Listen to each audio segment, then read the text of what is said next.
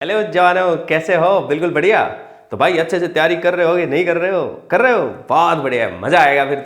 फिर तो गारंटी है कि आप फिजिक्स में बहुत अच्छा करने वाले हैं जवानों। और फिजिक्स में अच्छा करने का मतलब है कि आगे जो भी एग्जाम्स देंगे उन सब में बहुत अच्छा करने वाले हैं जवानों। हम लोग सर्किट सॉल्विंग पढ़ रहे हैं और सर्किट सॉल्विंग में हम कैपेसिटर का एक केस पढ़ भी चुके थे।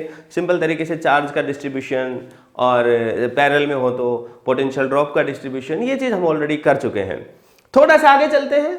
हालांकि बहुत ही बेसिक क्वेश्चन लिया है मैंने, लेकिन चीजों को समझना जरूरी है, इसलिए हम एक छोटा सा क्वेश्चन ले रहे हैं। ध्यान से देखना। 3 माइक्रोफैराड 6 माइक्रोफैराड ये दो कैपेसिटर लगा रखे हैं साहब। यहाँ पे एक 6 का और 12 का यहाँ लगा रखा है और बैटरी लगा रखी है साहब 18 वोल्ट की। अपने को क्या क्या चीजें फाइंड आउट करनी है साहब? अपने को बताना है, सारी चीजें मैं लिख देता हूं 1 बाय 1 कि नेट चार्ज सर्किट में कितना फ्लो कर रहा है ये बताना है। ऊपर वाले जो कैपेसिटर है C1 C2, नीचे वालों का नाम रख लो C3 और C4। तो ऊपर वालों में चार्ज कितना है ये बताना है। मान लो ऊपर वाले में चार्ज है, मान लो Q1 चार्ज फ्लो कर रहा है, इधर मान लो Q2 चार्ज फ्लो करके गया है, यहां से Q1 चार्ज आया होगा, Q चार्ज आया होगा। तो Q1 Q2 की वैल्यू क्या है ये अपने को बताना है। मतलब Q नेट और Q की बात है, ठीक है ना। अच्छा, अब और क्या बताना है अपने को? इनके अक्रॉस कितना पोटेंशियल ड्रॉप है, V1 कितना है, V2 कितना है, V3 कितना है और V4 कितना है। ये सारी तमाम बातें हम लोग निकालना सीखेंगे प्यारे जवानों। बेहद आसान चीज है। तो सबसे पहले हम लोग C नेट निकालेंगे। C नेट लिख लो, नहीं निकालना ही है वो भी, ठीक है। तो पहले जवानों C नेट निकालेंगे। तो आप मुझे एक बात बताइए, पहले नाम दे लें क्या? दे लें, बहुत बढ़िया है। तो जवानों इसका नाम दे लेते हैं हम A। तो इसका आपको पता ही है, जब तक वायर चलेगा तब तक नाम सेम चलेगा, यहां तक नाम सेम चलेगा भाई साहब, यहां तक सब जगह A ही रहेगा। जहां पर ये मैंने बोल्ड लाइन की है तो ये A ही रहेगा, क्योंकि बीच में कोई कंपोनेंट नहीं आया। अब साहब इधर देखा कैपेसिटर आ गया, इसको जंप करके इधर जाओगे नाम बदल जाएगा। नाम ले लेते हैं मान लो B। अब भाई साहब आपके मन में एक सवाल आएगा कि जी इसको जंप करें तो भी बी आएगा क्या? इसमें भी तो एक कैपेसिटर को जंप किया है ना जी ना, ऐसा नहीं होगा। नाम डेफिनेट सी बात है कि आपको बदलना ही होगा, लेकिन वो नाम रखना होगा जो सर्किट में और कहीं पर नहीं है। तो मान लो सी, लेकिन चलो सी कैपेसिटर है तो कंफ्यूज ना हो जाए, मैं डी रख देता हूं, ठीक है। तो वो सिर्फ कंफ्यूजन को दूर करने के लिए, और कोई लॉजिक नहीं है। अच्छा, डी से आप इधर चले गए प्यारे जवानों। अब कितना आ चुका है? ई। और यहां पर भी आ जाएगा ई। अब आपके मन में सवाल आएगा, जो अभी तो आपने कहा था कि इधर से जंप करेंगे तो अलग नाम आएगा, इधर से जंप करेंगे तो अलग आएगा। अब यहां से जंप करें तो भी ई, यहां से जंप करें तो भी ई। ये कैसे है? पता है कि नहीं पता? पता है, क्योंकि ये दोनों वायर से जुड़े हुए हैं।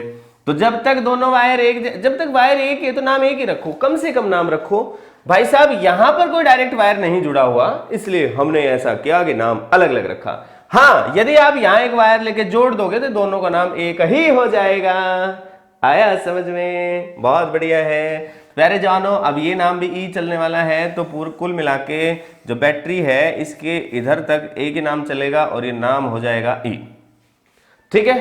तो भाई साहब अब यदि हम गौर से देखें ए ई वाले रास्ते में या इधर से ए ई वाले रास्ते में, तो ये ए ई का ऊपर वाली ब्रांच है।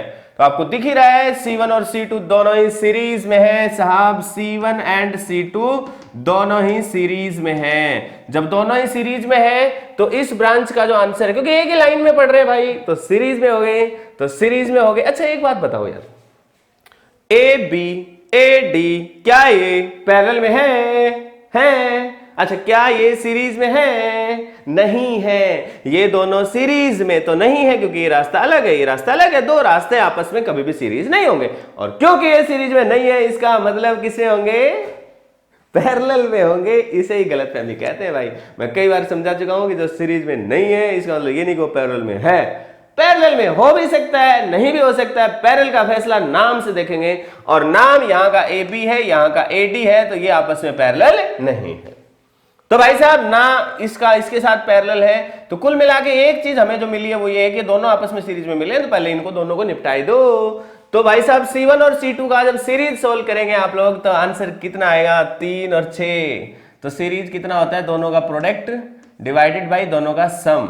तो भाई साहब कुल मिला के आंसर आ जाएगा 2। कहने का मतलब है कि अपर ब्रांच ऑफ अपर AE में जो C आया है वो कितना आया है? 2 माइक्रोफैराड। सेम तरीके से लोअर AE का और निकाल लो। लोअर AE जो AE ब्रांच है इसका लोअर, ये लिखने की आवश्यकता नहीं होती है, ये अपने को ड्रॉ कर सकते हैं अपन इसको, ठीक है। लेकिन मैं समझाने के लिए साथ साथ लिखते चल रहा हूं।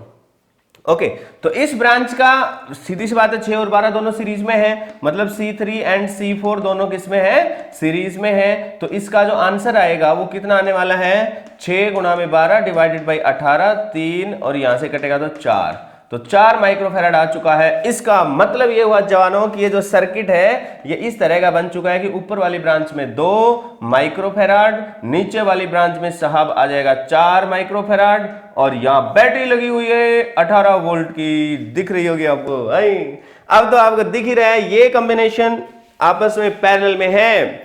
अब आपके मन में एक सवाल तो नहीं आ रहा कि साहब इसका नाम देख लो ए, इसका नाम ई, इसका नाम ए, इसका नाम ई, ए ई पैरेलल। इसका मतलब ये हो गया कि दोनों को हम जोड़ देंगे पैरेलल में तो डायरेक्ट जुड़ते हैं कैपेसिटर्स। तो भाई साहब 2 और 4 कितने हो जाएंगे, 6 माइक्रोफैराड। ये नेट कैपेसिटेंस आ चुकी है जवानों।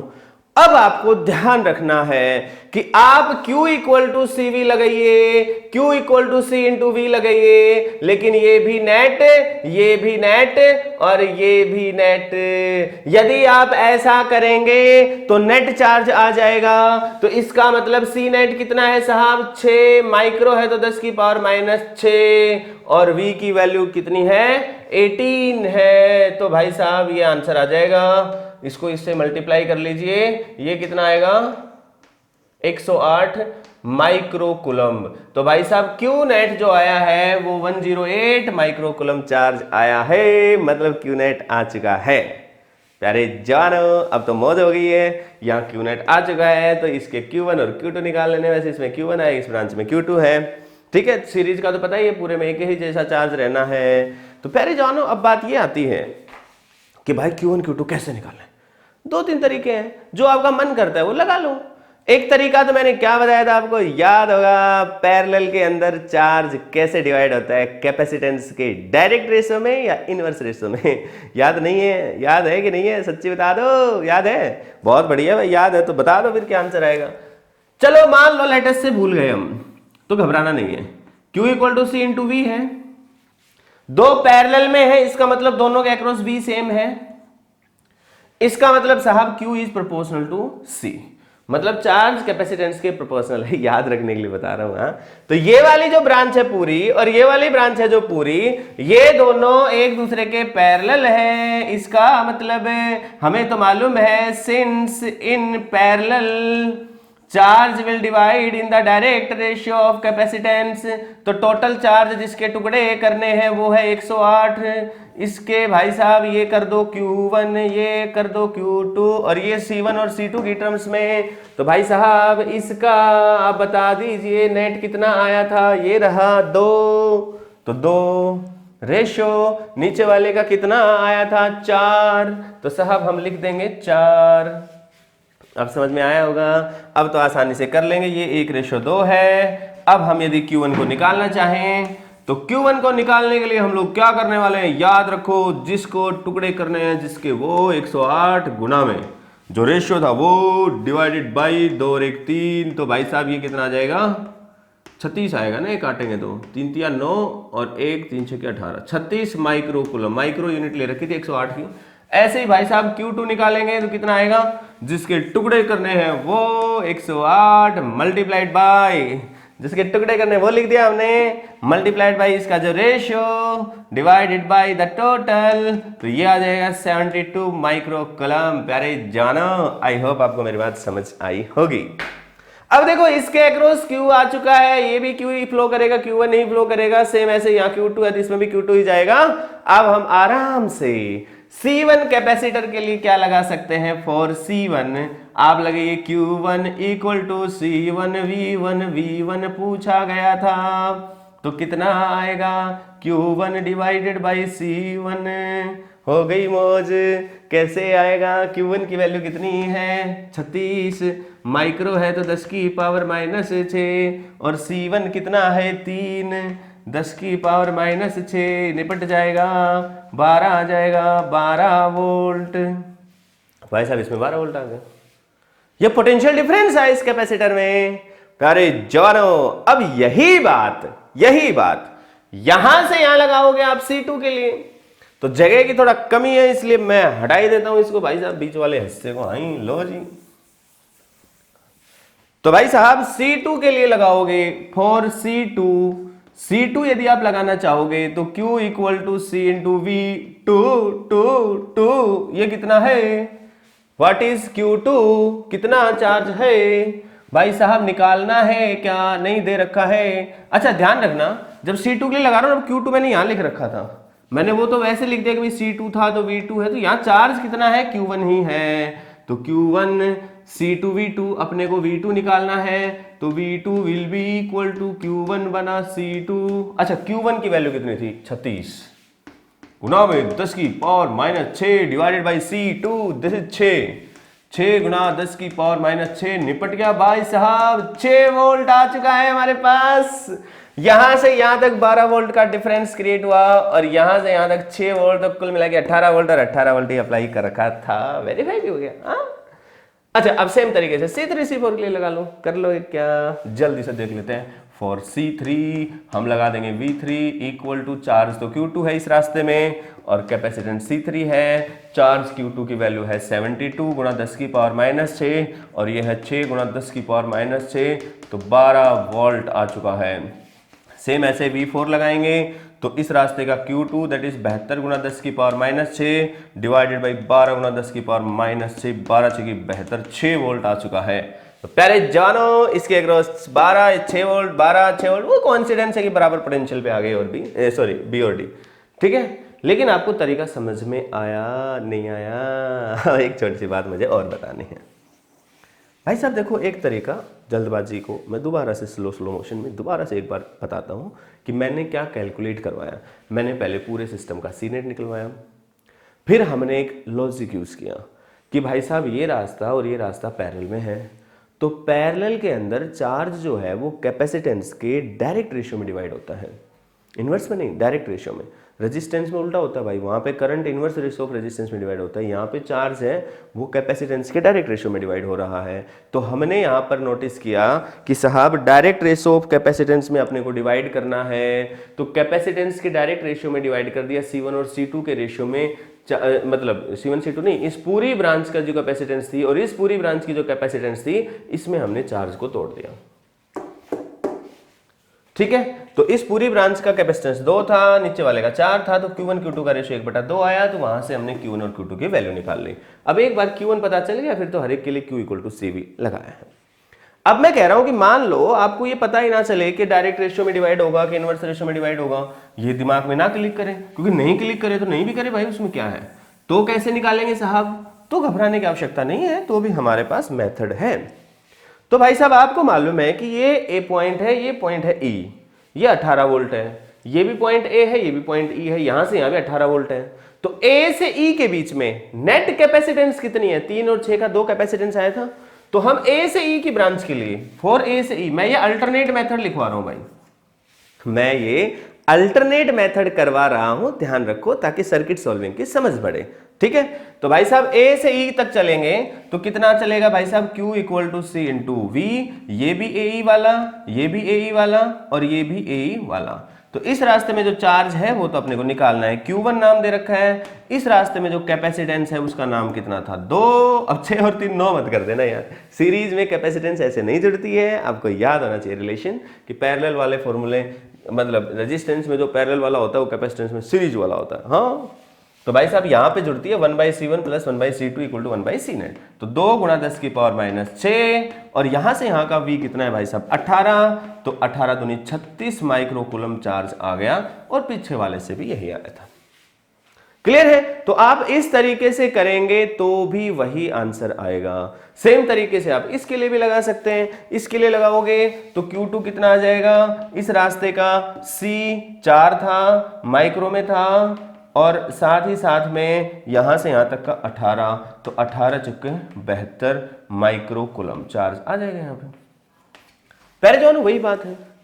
क्लियर है? तो देखो बार अलग अलग तरीकों से करके देखोगे तो आपको कॉन्फिडेंस भी बढ़ेगा, मजा भी आएगा।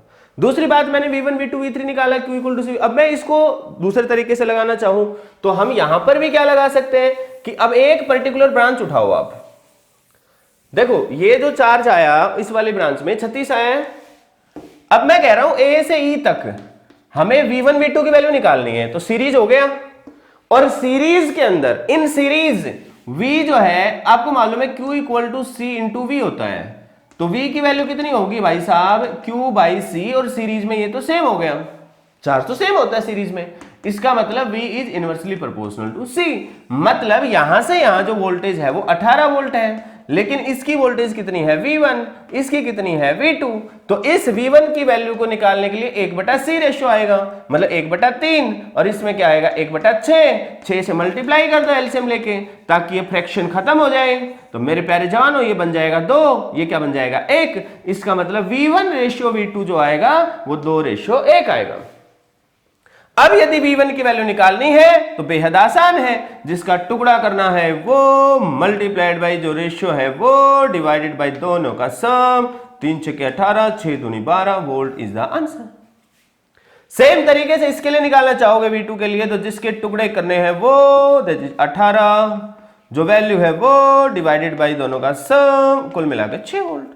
तो भाई साहब कुल मिला के आप इसमें कंसेप्ट लगा सकते हो कि साहब सीरीज में V कैसे डिवाइड होता है in the inverse ratio of capacitance, और पैरेलल में Q कैसे डिवाइड होता है in the direct ratio of capacitance, तो इसका भी यूज कर सकते हो।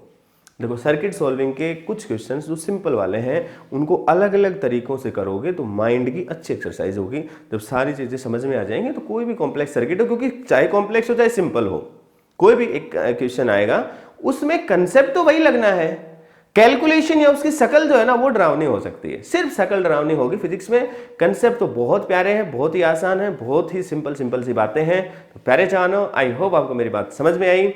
अब मैं यहां पर एक छोटी सी बात आपके साथ और ऐड करना चाहता हूं, वो बात क्या है उसको समझाने के लिए मैं एक बार इसको साफ कर देता हूं, ठीक है जवानों। कभी कभी अपने से क्या पूछ लेता हो इसी तरह के क्वेश्चन में कि भाई साहब बी पॉइंट और डी पॉइंट के बीच का पोटेंशियल डिफरेंस बताओ, वीबी माइनस वीडी बताओ, तो कैसे करेंगे? ये भी बेहद आसान चीज है। इसको करने के लिए आपको कुछ नहीं करना धरना है। अभी हमने देखो ऑलरेडी इनकी वैल्यूज जो निकाल ली थी वो मैं यहाँ पे पुट कर रहा हूं। V1 आया था 12 वोल्ट, ये आया था 6 वोल्ट, ठीक है ना। तो सेम ऐसे ही इसमें ये आ गया था V3, ये 12 वोल्ट आया था और ये कितना आया था 6 वोल्ट आया था। ये ऑलरेडी कैलकुलेट करवा चुका हूं, अभी नोट कर लिया होगा आपने, नहीं करा क्या? वीडियो को पीछे ले जाओ और वैल्यूज लिख लो, ठीक है, तभी तो समझ में आएगा यार। अब अपना मकसद है कि यहां पोटेंशियल डिफरेंस को कैलकुलेट करना। तो क्या करें साहब? कुछ नहीं करना, बेहद आसान है, बहुत ही सिंपल है। आप बैटरी का मतलब तो समझते होंगे। अच्छा मुझे एक बात बताओ यार, जल्दी से एक बात मैं बताता हूं आपको। ये बैटरी मैंने 18 वोल्ट की लगाई है, ठीक है। तो 18 वोल्ट की जो बैटरी मैंने यहां यूज करी है, क्या इसका मतलब ये है कि भाई साहब ये माइनस वाला जो है ये 0 पर है और ये 18 पे है? क्या इसका मतलब ये है भाई साहब? हाँ, क्या सिर्फ यही मतलब है इसका? ना जी ना। हाँ, हम इसका ये मतलब मान सकते हैं यदि किन्हीं भी दो पॉइंट्स के बीच का डिफरेंस निकालना है और सर्किट में किसी भी जगह पर किसी पॉइंट का पोटेंशियल गिवन नहीं है। यदि सर्किट में किसी भी पॉइंट का पोटेंशियल दे दिया है तो हम ये बात नहीं मान सकते। ये बात अच्छे से माइंड में फिट कर लो। हमें किसी भी पॉइंट का यदि पोटेंशियल गिवन है तो हम ये नहीं अज्यूम करेंगे कि अपनी मर्जी से 0 तो इधर 18 ना। लेकिन इस क्वेश्चन में कहीं पर भी नहीं गिवन है, मोस्ट ऑफ द क्वेश्चंस में गिवन नहीं होता है, लेकिन फिर भी आप अलर्ट रहें क्योंकि अपने में ऐसे क्वेश्चंस भी आ सकते हैं जहां किसी एक पर्टिकुलर पॉइंट का पोटेंशियल हमें मालूम हो। तो प्यारे जवानों, हमें गिवन नहीं है तो हम क्या मान लेंगे? मान लो ये 0 है तो 18 है। जरूरी नहीं आप 0 मान लो, आप इसको 100 मान लो। तो इसमें 18 जोड़ दो, आप लोअर से हाइयर जा रहे हो तो 118 हो जाएगा। अच्छा, जरूरी नहीं है कि आप प्लस में ही मान लो या माइनस का 100 मान लो। अब इधर क्या करें साहब? आप ही सोचो, जब यहां से यहां जा रहे हैं तो 18 जोड़ रहे हैं, तो -100 में 18 जोड़ दो, तो -100 प्लस का 18 कितनी वैल्यू आएगी? 82। हाँ, अरे 82 तो आएगी भाई साहब। हाँ, और वो माइनस के साथ, ठीक है। तो प्यारे जवानों, माइनस का 82 आ चुका है। अब आपकी मर्जी है, लेकिन देखो मैं बताऊं, जब डिफरेंस निकालना होगा ना तो आप चाहे कोई सी भी वैल्यू यूज करो, आप यूज करके देखें तभी आपको कॉन्फिडेंस आएगा भाई, मैं सच कह रहा हूं। नहीं तो देखो मेरा रिवीजन होता है, आपका नहीं होता ना। तो आप तीनों वैल्यूज में से जो पसंद है वो यूज करें। एक बार तो 2 वैल्यूज लें कम से कम, कोई सी भी, ठीक है। लेकिन जब कॉन्फिडेंस आ जाए तो आप बेटर है कि जीरो वाली वैल्यू लें ताकि कैलकुलेशन थोड़ी सी आसान हो जाए। ओके, तो हम यहाँ जीरो मान रहे हैं और यहाँ 18 मान रहे हैं। कहने का मतलब है कि इस जगह का पोटेंशियल जीरो है और इस जगह का पोटेंशियल है 18 वोल्ट। जवानों, हमें तो मालूम है कि जब हम इधर जा रहे हैं तो वोल्टेज ड्रॉप हो रही है, तो साहब कितनी ड्रॉप हो रही है? 18 में से 12 की ड्रॉप हो गई, तो यहाँ कितना बच गया? मतलब पोटेंशियल हमने माना है let potential of the point E is zero, इसका मतलब potential of the point A will be 18 volt. और क्योंकि साहब पोटेंशियल 18 वोल्ट आ चुकी है, इसका मतलब potential of the point D कितनी आएगी? इस 18 के अंदर से आप इधर जा रहे हो, करंट की डायरेक्शन में जा रहे हो, मैंने समझाने के लिए करंट की डायरेक्शन का नाम लिया है, ठीक है। वैसे तो इंस्टेंटली करंट होगा, उसके बाद करंट फ्लो नहीं करेगा, स्टेडी स्टेट आ जाएगी, लेकिन समझने के लिए आप समझ सकते हैं कि पॉजिटिव चार्ज का फ्लो इस डायरेक्शन में हो रहा है तो इधर पोटेंशियल ड्रॉप होनी है, ठीक है, डिक्रीज होनी है। तो यहां से यहां गए हैं तो कितना डिक्रीज हो रहा है? 12 वोल्ट, तो 12 घटा दो, कुल मिला के 6 वोल्ट आ चुका है। सेम तरीके से डी पॉइंट की बजाय बी पॉइंट पे निकालोगे तो भी यही करोगे, जो पोटेंशियल यहां पे था माइनस जो इसमें ड्रॉप हुआ। कॉन्सिडेंस देखो क्या है कि यहां पर भी 12 वोल्ट का ड्रॉप हुआ। जरूरी नहीं था कि ये V1 12 हो सकता है 1 हो सकता है 2 हो सकता है 10 हो, कुछ भी हो सकता था। दैट जस्ट ए कॉन्सिडेंस के भी 12 हो गया, कुल मिला के क्या हो गया साहब? 6 वोल्ट। प्यारे जवानों, अब दोनों का अंतर आसानी से निकाल सकते हो। तो अंतर कितना आ जाएगा? VB माइनस VD करोगे तो 0 आंसर आ जाएगा। अब मैं आपसे सिर्फ एक रिक्वेस्ट कर रहा हूं कि भाई आप लोग प्लीज यहां पर 0 की बजाय 100 मानो और यहां पर फिर 118 हो जाएगा और फिर आप इस क्वेश्चन को सोल्व करो, आपका ये आंसर सही आएगा। बस अंतर कहां पे आएगा कि जो B की वैल्यू है absolute value of D VD absolute value of VB, ये दोनों अलग लगाएंगे लेकिन अंतर दोनों का सेम आएगा। प्यारे जवानों, हमारे लिए पोटेंशियल डिफरेंस मैटर करता है। क्या मैटर करता है? पोटेंशियल डिफरेंस मैटर करता है, पोटेंशियल की वैल्यू मैटर नहीं करती है। हां, कभी किसी पॉइंट का पोटेंशियल भी अपने को दे रखा है तो फिर वो भी मैटर करने लग जाएगा। तो प्यारे जवानों, आज के लिए इतना ही, कल फिर आपसे मुलाकात होगी। तब तक आप फिजिक्स के न्यूमेरिकल्स ढेर सारे प्रैक्टिस करिए, मजा आने वाला है। प्यारे जवानों, आज के लिए इतना ही, गुड बाय, टेक केयर।